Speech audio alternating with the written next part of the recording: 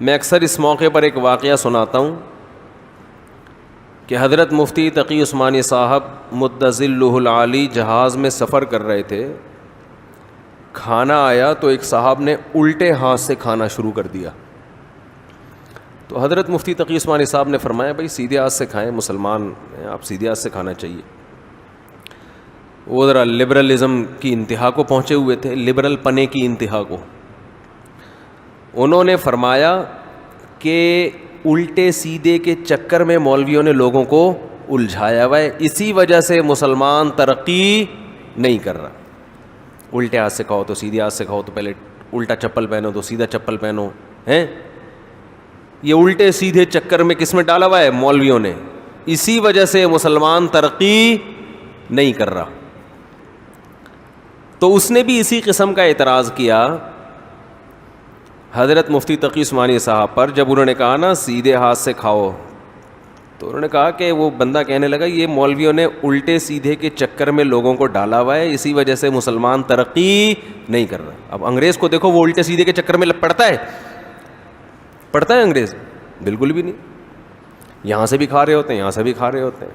نہ کوئی دسترخوان ہے کہ بیٹھ کے تمیز سے خالہ کو بھی بلا لو جی, پھپھو کو بھی بلا لو, ایک ہی جگہ بیٹھ کے کھاتے ہیں, اس سے آپس میں محبت بڑھتی ہے. یہ ادب تمیز ہے ان کے یہاں؟ بھائی ماموں آئے ہوئے ہیں, رشتہ دار ہیں, وہ کیا سوچیں گے بھانجے نے الگ بیٹھ کے کھا لیا. تو انگریزوں کے ماموں ماموں تو ہم نے کبھی سنا ہی نہیں ہے. انہوں نے کہا ترقی کرو, کیا ماموں خالہ پھپھی کے چکر میں لوگوں کو ڈالا ہوا ہے. سارے چکروں سے کیا ہو گئے؟ آزاد. بیوی کے چکر سے آزاد ہو گئے تو اب بچا کیا؟ آدھے چکر تو بیوی کی وجہ سے آتے ہیں. تو ٹینشن فری, لہذا ترقی ترقی ترقی. تو حضرت مفتی تقی عثمانی صاحب نے جو ان کو جواب دیا نا, وہی ان اعتراضات کا جواب ہے. حضرت مفتی صاحب نے فرمایا کہ آپ نے الٹے ہاتھ سے کھا کے کون سی ترقی کر لی ہے؟ اس میں کیا ہو رہا ہے کہ یہاں سے کھاؤ یہاں سے کھاؤ؟ ایک اللہ کا حکم ہے اس سے مت کھاؤ, اس سے کھاؤ. تو اگر انگریز اگر اس سے کھا لے گا تو وہ چاند پہ نہیں پہنچتا کیا؟ بولو بھائی کیا ہو گیا؟ تو اس میں کیا جا رہا ہے؟ اور اگر کبھی کوئی ٹینشن ہے, آپ کا یہ خیال ہے کہ اگر میں نے سیدھے ہاتھ سے کھایا تو میں چاند پہ نہیں پہنچ سکوں گا, تو اسلام پھر آپ کو اجازت دیتا ہے کہ اتنی ٹینشن مت لو, الٹے سے کھا لو بھائی, چاند پہ پہنچنا زیادہ ضروری ہے. سمجھ میں نہیں آ رہی میرا خیال ہے بات؟ کوئی اتنی ٹینشن والی بات نہیں ہے. بیٹھ کے پانی پینا سنت ہے یا نہیں ہے؟ لیکن اس میں بھی اسلام نے کہا اتنی ٹینشن مت لو. کہیں سفر ہے, جانا ہے, لائن لگی ہوئی ہے, اب سارے بیٹھ کے اعوذ باللہ بسم اللہ پڑھ کے, وہ پوری لائن لگی ہوئی ہے, مر جائیں گے. پیو, نکلو یہاں سے, چلو. تو اتنی ٹینشن کی بات تھوڑی ہے. قبلے کی طرف پاؤں مت کریں, کوئی ٹینشن ہے تو کر لیں. قبلے کی طرف پاؤں مت کریں, کوئی ٹینشن ہے, گھٹنے موڑنے میں مشکل ہوتی ہے تو پھر کر لیں. کس نے منع کیا؟ کوئی اتنا بڑا مسئلہ بولو نا بھائی نہیں ہے. اور انگریز کے بارے میں جو میں نے کہا کہ وہ الٹے سیدھے کے چکر میں نہیں پڑتا, وہ بھی پڑتا ہے. کبھی الٹی شرٹ پہن کے دیکھا کوئی سائنسدان گیا ہو چاند پہ ہے بھائی؟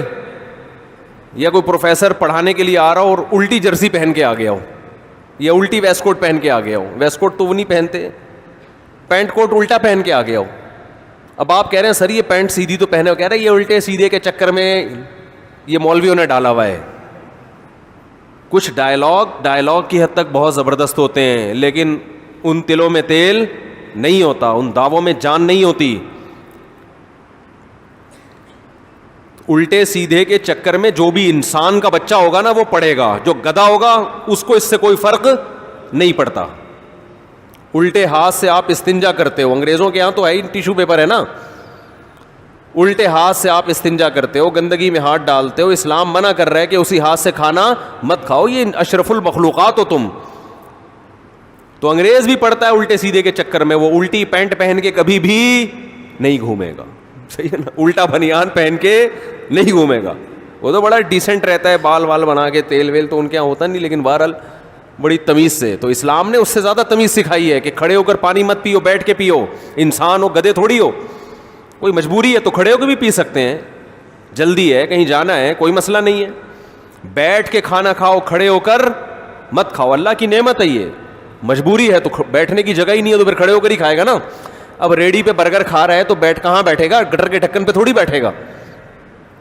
ریڑھی پہ کھڑے ہو کر کوئی حلیم کھا رہا ہے تو جگہ نہیں ہے تو کھڑے ہو کر ہی کھائے گا, وہ منع نہیں ہے, جگہ ہی نہیں ہے بیٹھنے کی. رہا یہ کہ کیلے کے پاؤں کا رخ قبلے کی طرف, یہ حضرت کی طرف سے تھوڑی سی یہ خصوصی پیکیج ہے, یہ ان کا اپنا پیکیج ہے. یہ بس میں کسی پہ زیادہ بات نہیں کرتا, یہ ان کا اپنا اخپل پیکیج ہے. یہ اتنا نہیں ہے اسلام میں کہ کیلے کے بھی رخ کہاں ہو, بس اتنا ہے کہ پاؤں قبلے کی طرف مت پھیلاؤ, وہ بھی جب پتہ ہو کہ یہاں قبلہ ہے. اور اگر ضرورت ہے تو پھیلا سکتے ہیں, کوئی حرج نہیں ہے.